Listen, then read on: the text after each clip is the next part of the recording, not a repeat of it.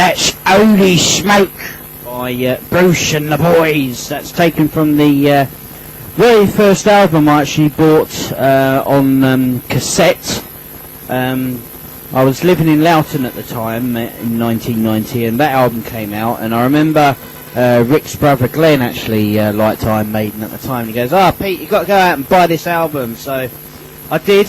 It was on cassette, and I think it was the Sweet Shop down Pearls Lane Shops that actually that I saw the album in. So it took me, how many weeks did it take me to save up for that cassette?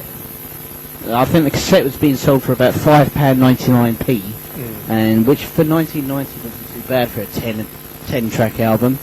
And it took me about 3 months to save, I think, out of my pocket money. About 50p a week or something. Yeah, yeah. And went and bought it, and I loved it. And so that was from the first album of Iron Maiden I ever bought, 10 years into their career. Here's a question for you. When did you get the CD, though? About November, I think, actually. Oh, right, recently. Yeah, only HMV, it's the only mistake that HMV have actually made. HMV forgot to put the CD in, so I had to use the CDR, which I did back in 2001. You got the case, yeah, you got the case. Yeah, I can't bother to go back and re-buy the album, and I don't have the, what name anymore, the receipt anymore. So, yeah, anyway, yes, Peterock continues now with a track from my second favourite band, and Rick and me went to see them twice, I think it is now, once in 1996 at Wembley Arena, 27th of November. It was a Wednesday. Really? Yeah, and they were supported by Terrorvision, I believe. Oh, I think I know what's coming. And that was for the 1996 Slang Tour. And then we went to see them again with Donna, who wasn't very well at the time.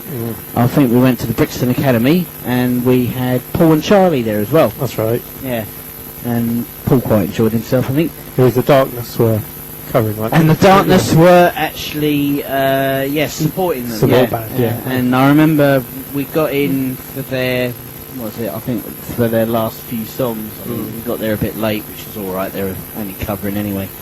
And for the venue was extremely small for Justin Hawkins' voice, I think.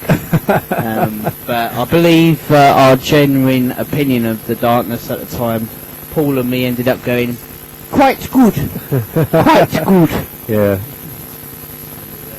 Yeah, and then the Darkness became the next biggest thing compared to sliced bread. So look at them now. Yeah. So anyway, back to Def Leppard, my second favourite band. I'm doing a little sub-feature called No Safety Net. You've had an A-side, a UK single from Iron Maiden. Now we're going on to the B-sides, and I'm up to Def Leppard's Action, released on the 15th of January 1994. That was my final year at school, I think. And its highest UK chart position was number 14. And this is actually a B-side from the 1993 album Retroactive, which was put on as an unseen track. I'm going to play you the B-side to Action, and this is Miss You in a Heartbeat, the strings and piano version. Def Leppard.